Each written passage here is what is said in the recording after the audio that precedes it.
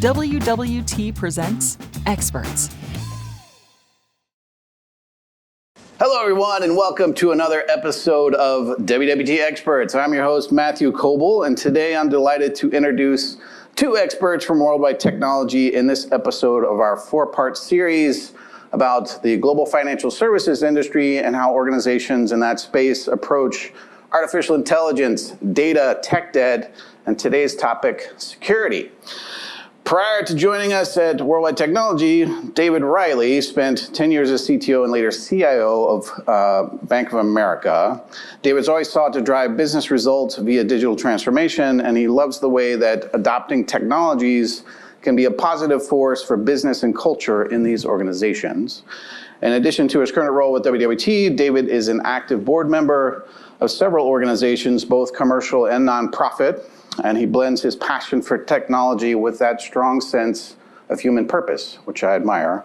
Also joining us is Chris Konrad, Worldwide Technology's VP of Global Cyber. Chris has been part of the cybersecurity community for 25 years, and he's built and led teams that both sell and deliver security consulting and solutions to clients. He currently leads WWT's approach to security strategy across our full client base, and he's often tapped to share his security expertise with clients, industry groups, the media, and audiences like you. Gentlemen, thank you for being here. It's great to see you. Great to be here, Matt. Thank you. Yeah, thanks for having us. Great to be here. Let's jump right in. So to open, just what's the current state of cybersecurity in financial services institutions? I'd characterize the current state, Matt, as mature. As you would expect for complex, globally regulated financial services industries where at their core, what they sell is trust, that their clients trust us with their financial assets, some of their most important assets. You'd expect the programs to be mature. That's not to say everybody has the problem solved. I don't think you'd come across a CISO in financial services that doesn't execute and exercise a healthy dose of paranoia, because the bad guys need to be right once and the CISO community needs to be right all of the time. But I think one of the advantages that the industry has is the problem is really well understood top to bottom of an organization. So whether you are at the coalface in the SOC, all the way through the executive team or up to the board, there's complete support for what the cyber team and the CISO team needs to do. Now, Chris, what do you see from the clients that you work with? Yeah, it's a great opening question, to be honest with you. And I think right now we're living in a perfect storm when it comes to cyber. You look at, there's 4,000 plus threat groups. We have 3,500 plus security vendors. We have emerging tech that's also increasing that threat landscape and our attack surface. You've got critical infrastructure that's under attack every single day, and financial services obviously being a part of our critical infrastructure, and then the emergence of AI on top of that. So every single one of our customers and their boards, cyber is a top priority everywhere.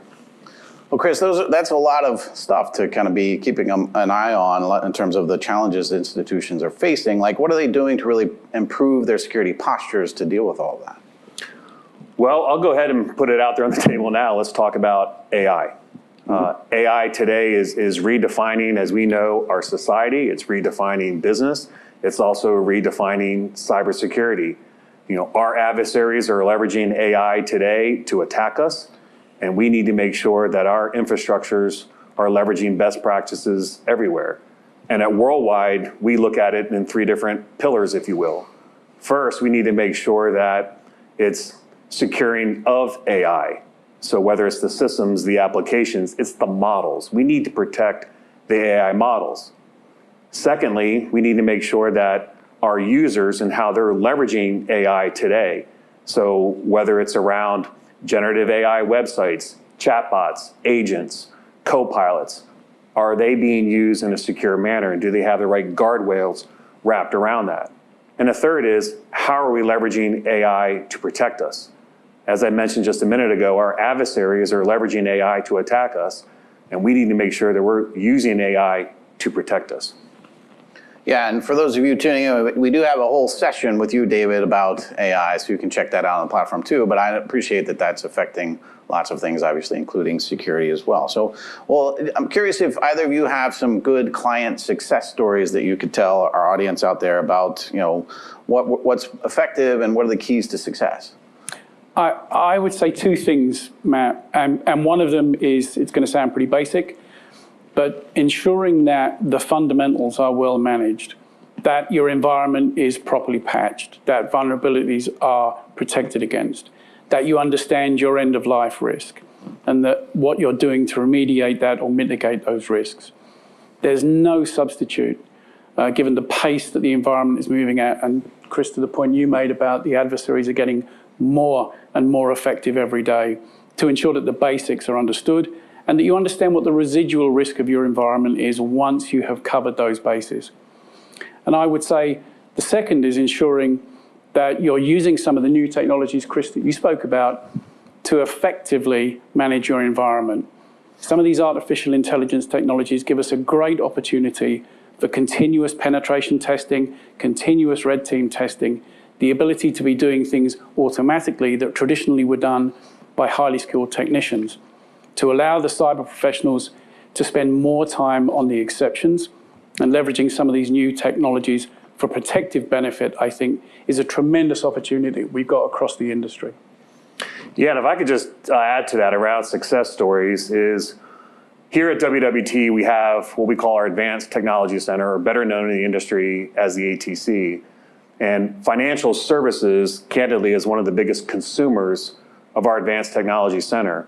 And within the ATC, we have an AI proving ground. We also have a cyber range. And financial services organizations have been leveraging this for years.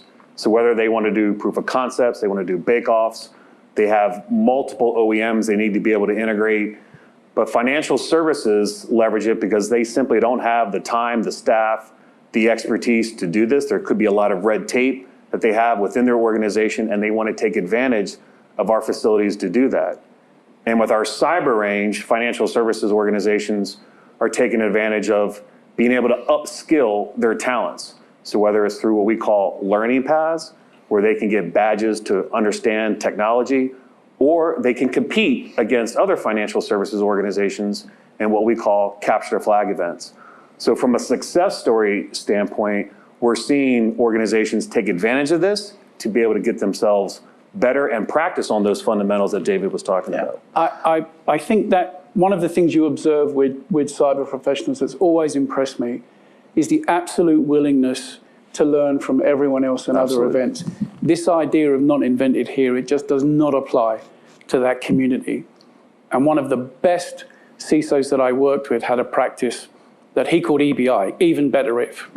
So even when there was a very successful defense of an attack, he would gather his team after the event when we were doing the root cause analysis and say, well, how could we have done even better? How could we have gotten an additional 1 or 2 or 3% benefit from that learning? And I think given the ferocity of the adversaries that we're dealing with, that mindset of always trying to do better, even when you've successfully defended an attack, to me is a hallmark of a really effective cyber team. Yeah. And I love that that comes through, Chris, in the way that we talk about, our posture with security being secure altogether, right?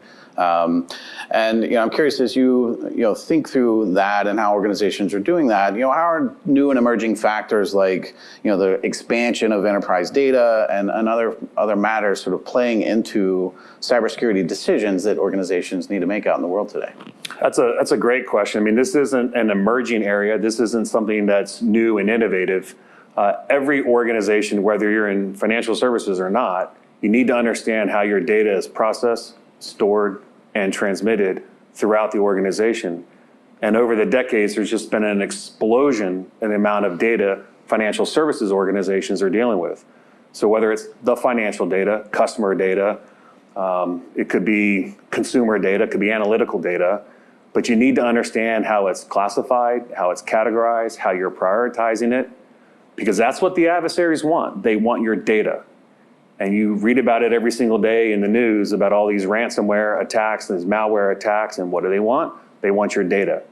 And if organizations don't have, to David's point, the fundamentals down right, they don't have segmentations, they have very flat networks, they don't understand their third-party risk, and so all the vendors that they're dealing with, it becomes a concern.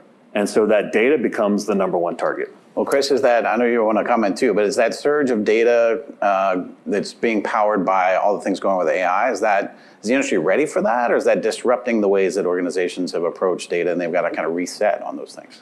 Yeah, I would love to get David's opinion on that, being a former CIO in that realm. But I would imagine that global financial institutions today have, 3, 5, 10 exabytes of data that they're trying to manage. So yes, AI is certainly contributing to that for sure. Yeah. And I think it's doubled down the importance of, for that critical asset, the data, that it is an asset that is owned 100% by the business.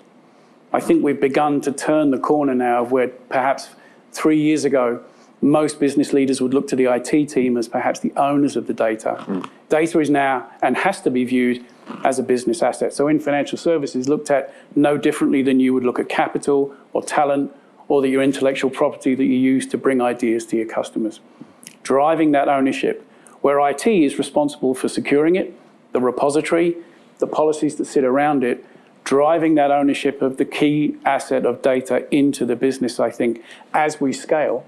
The only thing we know for sure is that the volume of data is going to grow. All the things that we do with it will grow. The need to secure it, therefore, is increasing. Driving that partnership with the business in financial services, and I would say in all industries, is going to be fundamental for how we successfully secure the data. Yeah. Well, that all fits into this broader notion of operational resilience. So I'm curious, David, what trends are you seeing within the financial services industry in that context? And then, how does that connect to other industries as well? Because I totally agree with you that there's a lot to learn for a lot of people here. I think one of the biggest changes we've seen over the last 5 years is that now we've moved away from a zero tolerance around being attacked or being breached to an understanding that if it happens, or rather when it happens, how do we recover? And so the much more healthy view of how resilient we are and how we recover from an incident has gotten a tremendous amount of more focus. And I think that has grown all the way up to and including the executive team and the boards of directors with some of the tabletop exercises around ransomware that's done. The sophistication of the bad actors around something like ransomware means it's incumbent on all of us inside of a corporation, up to and including the board, that we develop the muscle memory around, despite our best efforts to ensure we are well defended, what do we do in a scenario where we have to recover? And I was at an event a year ago in DC where one of the law firms explained some of the actors that we're dealing with. They get into an organization and they go to the email system in legal and in insurance, because what they're looking for is, what is your insurance coverage around a ransomware attack? And what's your deductible? Because if we ransomware you for that amount, you're more likely just to pay us and move on. And as you'll have seen, Chris, this is a volume game for the bad actors. And so ensuring that we're protected across the board and that we've rehearsed what we would do in the event of an attack has become key. Yeah, you bring up an interesting point that, and I've been in cyber for 26 years, and I mean, I've never seen the industry today as volatile and as disruptive as it currently is right now. And finally, I think it's getting the attention of the boards more than ever before. I think we're still way behind. I saw a recent stat that said only 12% of the S&P 500 has somebody who is responsible for security at a board level. And we have to improve that. We have to get better at that, because it's the board who's setting the direction for the organization and what we're going to be doing. And it's more than just cyber resilience. It is, in fact, operational resilience.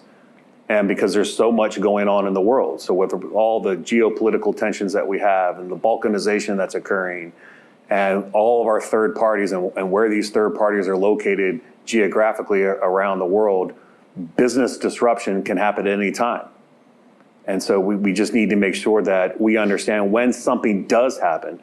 It could be a DNS issue. It could be a firewall misconfiguration issue that we've been reading about here in the news lately. It hasn't been cyber breaches. It's been misconfigurations and networks, global networks have been taken down. So whether it's in the telecommunication industry or something else. And so David brings up a really good point, and we've talked about it a few times, is around fundamentals. And tabletops are probably the most simplest form organizations can do this and practice. What happens if this occurs? And it includes the entire business to make sure that they can rally behind that. Yeah.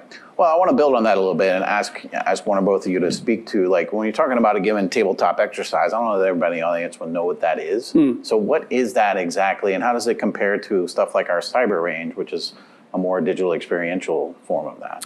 It's very complementary to what happens in the cyber range, Matt. So you'll know that you're going to do inside the corporation, you'll know that you're going to do one of these tabletop exercises, but you'll have no information about the scenario that's going to be painted. And what the teams will do is they will paint a scenario that says, we've just received an alert that these systems are down, or we've received this amount of intel from the street to say we're being attacked or we're going to be attacked. And then typically a third party will help the executive team, the IT team, and the board work through that scenario. And typically, Matt, just when you think you've got it under control, there'll be a curveball that's thrown, which is exactly what happens in the real world. And then there's a clock. You've got an amount of time to figure out what your recovery would be. Who in the corporation needs to be involved? How do you get better data than perhaps you would have when the scenario is given to you? And then a third party will review how you do through the course of that tabletop exercise, from beginning through middle to end. Sometimes end is recovery, sometimes not. But it's all about developing that muscle memory and ensuring that you're drawing every ounce of learning that you can from that exercise. And they can get pretty tense. They can get pretty emotional. Get spirited, yeah, for which sure. is exactly what you want. Yeah. They may sound, if you've never been involved in one, they probably sound like they're quite dry and they wouldn't be taken seriously. Within the first few minutes, you're sweating because it actually feels like you're really in the middle of it. And to Chris's point, they're some of the most valuable exercises you can run because it develops that muscle memory. That's not to say you won't do something maybe slightly different in anger, in the event itself, but to develop that muscle memory before you need it is solid gold for organizations. And particularly when you think of both the range of attacks that we can be victim to, but also just the turnover in our organizations. You can't possibly practice this enough and develop that muscle memory. You know, somebody once said, a very famous saying, but I've had a couple of execs that work for me that said it, fail to prepare, prepare to fail. And that's never been truer than in cyber. Yeah, and just to add to what David is saying, it starts at the board. You know, they need to be engaged in it. But I also think there's a day two exercise of a tabletop exercise, because once an organization goes through these different scenarios of what's happening, and people can role play and do this, we need to make sure that our PR team is involved in this, because they're going to be ones talking to who's allowed to talk to the press, who's allowed to talk to the FBI when they call. So all of this needs to come into play. But there is a day two of this, and this is where a cyber range can come into play, where maybe they need to restore a backup. How do they do it? They can go to a place, they can go to a safe place, and they can start to restore and see exactly what's happening in our environment. Because as David was talking about, when these breaches occur, it's hectic.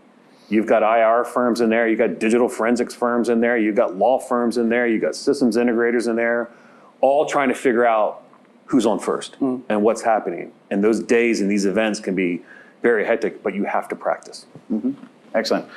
All right, well, if we build on that a little bit, I want to ask a question about, what are some best practices in speaking to a board, if you're a CISO or other security professionals who are speaking to their leadership team, what do you advise them to do, and what are some of the common pitfalls they may face? Yeah, that's a great question, Matt. The very best CISOs that I've seen engage with the senior team and the board, they don't look at news as either bad news or good news. There's no reticence in terms of what gets shared. It's just news.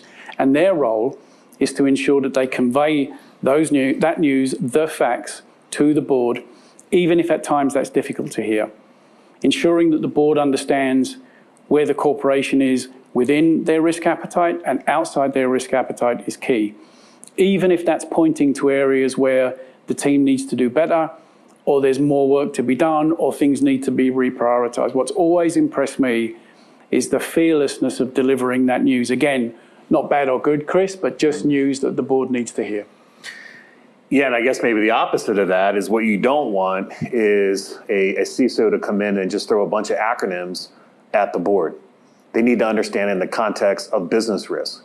So if you're walking in there and you're talking to them about SQL injection, you're talking to them about SIM and SOAR and DDoS, or here's how my EDR performed over the last 6 months, you're going to lose them. And you need to be able to go in there and make your case telling the board what level of risk are you currently operating at, and this is the impact it's going to have on the organization if we don't address it. Mm-hmm. This episode is brought to you by Checkpoint. Checkpoint Software Technologies is a global leader in cybersecurity solutions dedicated to protecting corporate enterprises and governments worldwide. Well, so we've mentioned a couple times like the board, the executive team, different leadership teams within the organizations. What are the measures of success that those different groups care about, and which ones are organizations finding most effective to gauge their performance and security in this space? I always looked at the fundamental measurements first and foremost. How well patched are we? When you look at the way the patches have been graded by severity, where do we stand in terms of how much of the environment is protected? How much is within risk tolerance? How much is outside of risk tolerance? Where do we stand with end-of-life risk? The tech debt that we've got, how well protected is that? What mitigating controls do we have? Where do we stand on identity and access management? The kind of use it or lose it protocols that we have if someone hasn't exercised a credential over a period of time, that access is revoked. That all sounds pretty mundane, but it absolutely makes a massive difference. If you get the fundamentals right, I always felt, then you had almost qualified to ensure that you could then try other ways to see around the corner. But that's what I looked at first. That by group, by region, by business unit, where did we stand on our fundamental measurements? And for me, it all starts with, it's a risk assessment. Is understanding what level of risk is an organization currently operating at from a programmatic standpoint and also from a technological standpoint. And also, what are you aligning yourself to?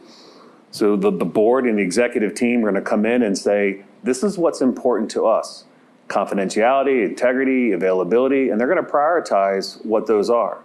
And you're going to align yourself with a particular standard, a framework, a regulation that's important to your business. And then you can start to incorporate the right levels of KPIs and how you're going to measure your remediation and issues that you need to find, whether you're missing policies or procedures, some standards or guidelines, or what does your patching lifecycle look like today, and how are you going out and identifying your critical assets?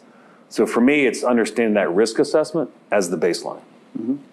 Well, something I've always enjoyed is all the new and emerging technologies that come out into the marketplace in general. And that's part of why I do what I do for a living. I'm curious, security or otherwise, what are those new technologies you see making a difference in the financial services space? I think the ability to continuously audit your environment, to do things, as we touched on earlier, around pen testing and red team testing, to instead of having to rely solely on deeply experienced, extremely contended resources in the cyber team, to leverage some of the new technologies, to be doing that 24 hours a day, 7 days a week, 365 days of the year, and continually refining the extent to which you can do that continuous auditing of your environment, I think is incredibly valuable. The second area is some of the technologies that are going to provide some relief in the security operations centers. A consistent theme I've seen is alert overload and to an extent alert fatigue in those security operations centers. And I think some of the technologies that are going to help the SOC teams further refine where they're looking at exceptions, I think it's going to bring real relief and avoid, frankly, some of the burnout that some organizations have seen in those critical roles. Mm-hmm. Yeah, the burnout factor is high.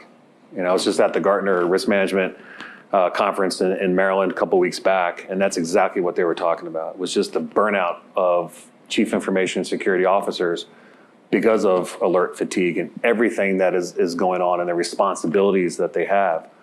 But as far as emerging tech, I've never seen in my career the amount of emerging security vendors that are coming out there with innovative solutions. The challenges with it, though, as I mentioned at the top of this, there's 3,500 plus security vendors. And they're all knocking on David Reilly's door trying to get his time and his opinion on this. And it's like, how do I balance that? What is the right solutions that I need to take a look at? But outside of that, there is some pretty interesting technology that I think everybody needs to take a look at, whether it's around AI security, because people need to make sure that they're protecting their infrastructures and using AI. And there's a load of different vendors that are taking advantage of this today. And also what's happening in the cloud. There's some really interesting tools that are available today to be able to give you the right visibility that you need to be able to have in the cloud, because you're more than one. And how are you segmenting that? How do you know what you have? And so there's quite a few of interesting, innovative technologies for sure. Yeah, well, as you speak with CISOs and other executives, how do you encourage them or sort of teach them to frame out, here's a prioritization matrix, here's what to evaluate, and how do they make those decisions about, let's go with this emerging technology, or no, let's stay the course of where we are today? How do they make those decisions? I found it's typically based on that risk assessment that you have done with the second and third line of defense in financial services. So that's the group that runs risk, compliance, audit. Those are key partners in financial services in terms of assessing the risk and helping you prioritize as an IT practitioner. Where do I deck my resources? Where do I have the highest residual risk that I've got to work on reducing? And that in turn, I think, informs where do I need to do more work? Where have I got gaps that I can't close with all of the tools that are at my disposal today? Where I may need to do more in the identity space. I may need to do more in the privileged access space. I may need to do more in the data leakage space. That's where I think you refine or target where you've got an opportunity for new or emerging technology. So you can get that balance, Chris, that you talk about, correct, between integrating that new technology and keeping everything that you've got in the shop running and running effectively. Matt, I sat on this couch, I think it was a year ago with you, when we were talking about platform consolidation. We also, here at WWT, we have customer advisory council sessions. We host them across the country. We've got another one to do here later this year. But every time I go to these events, the CISOs are on a panel and they're talking about reducing the number of tool sets that they currently have. And a platform consolidation is probably one of the top ways to be able to do that. So number one, you need to take a look at what gaps and overlaps do I currently have. So aligning that back to that risk assessment, maybe it's against a NIST standard, the cybersecurity framework, where you want to take a look at identify, detect, protect, respond, and recover. And where do your tools align? That's one. Secondly is how well are your tools optimized and integrated with each other? That's two. And a third way to look at it is people are buying these large enterprise agreements with certain vendors and then making sure that they're leveraging all the things that they're entitled to. And I also think that organizations just need to take a step back and start asking some of these vendors, what problem are you solving? What makes you different? And where's the proof? Where are you currently doing this today? And I think if we do take that step back, we can start to take a look at the right tools for our environment. Chris, I know I've heard you many times talk about the lack of talent or the number of open positions within security broadly in the market. I'm curious, what's your take of the state of talent in the financial services industry? And of course, I want to hear your point of view of that as well. Well, it's a global issue. I mean, I think depending upon what research reports that you leverage, I think there's up to 4 million jobs globally that are available. I also just recently read a survey from one of our larger vendors that said that 46% of the companies that they surveyed, regardless of industry, needed 10 or more resources in security. So it's not just financial services. It's an issue going across all industries. Yeah, but David, is financial services better off because they're so more sophisticated and more leader in the space, or they struggle with the same challenges everybody does? I think, no question, ensuring that you've got the right talent deployed, it continues to be a constant struggle. I think in financial services there are some advantages beyond what, frankly, you can pay an individual. It's that I've found that the very best cyber talent, what motivates them much more than money is the fight. It's being on the wall, as one of the CISOs I used to work with described it, defending the company. There's almost a battlefield mentality. I grew up in infrastructure, and when I would get the call from the cyber team to say that there was an event going on, my shoulders would drop. I did not want that phone call. But everybody on the cyber team, that's when they came alive. That's the moment that they live for. It always impressed me about that the very best cyber talent, that's the moment that they live for, to prove that they can win, to prove that they can protect the company.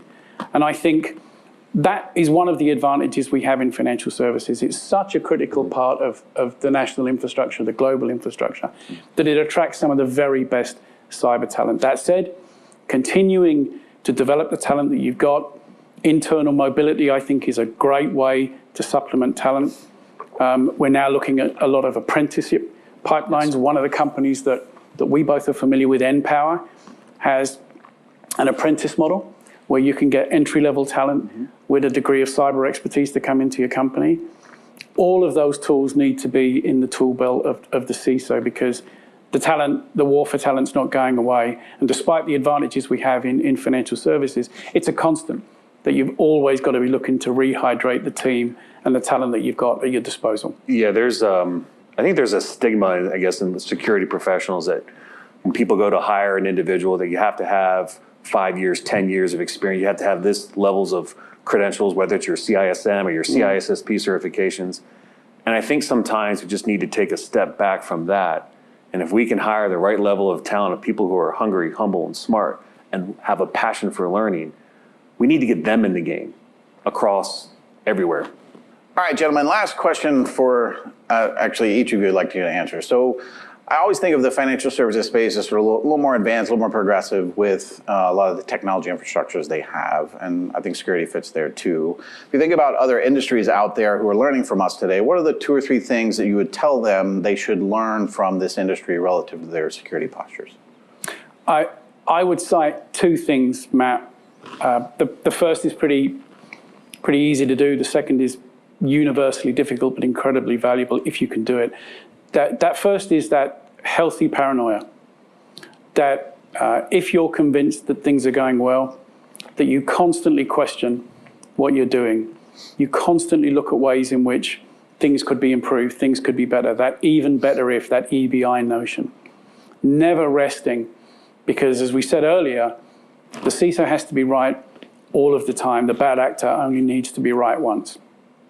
And the second best practice that I've observed and I've always admired is, despite the demands that exist across 24 hours of every day for every single cyber team, it's to carve out time to try and see around the corner. We made this decision just now around identity and access management or penetration testing or whatever it would be. When there isn't an attack, carve out time to just reflect on the decisions you've made.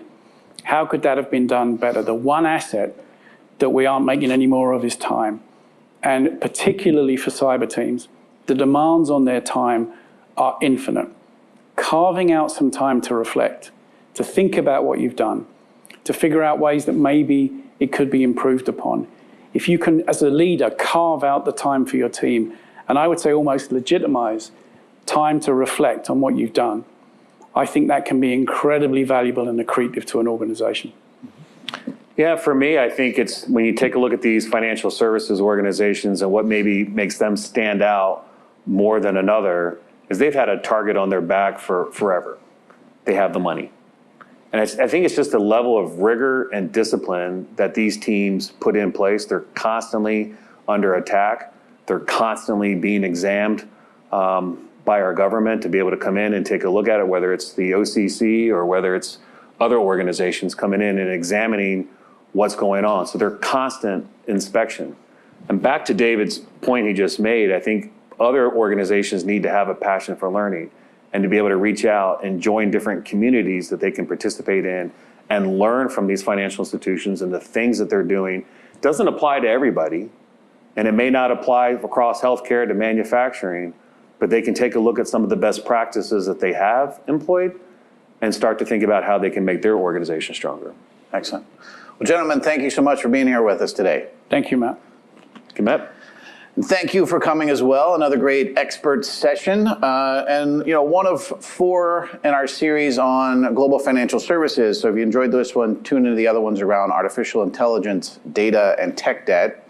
We've got that and much, much more out on WWT.com/events. a back catalog of stuff you can watch anytime on demand, and a calendar of upcoming events that you will not want to miss. And please do share some feedback. If you take a moment to do the survey you get in the email, or just drop us an email directly and let us know what you thought of today's session. And with that, we'll wrap, and we'll see you next time. Thanks for coming.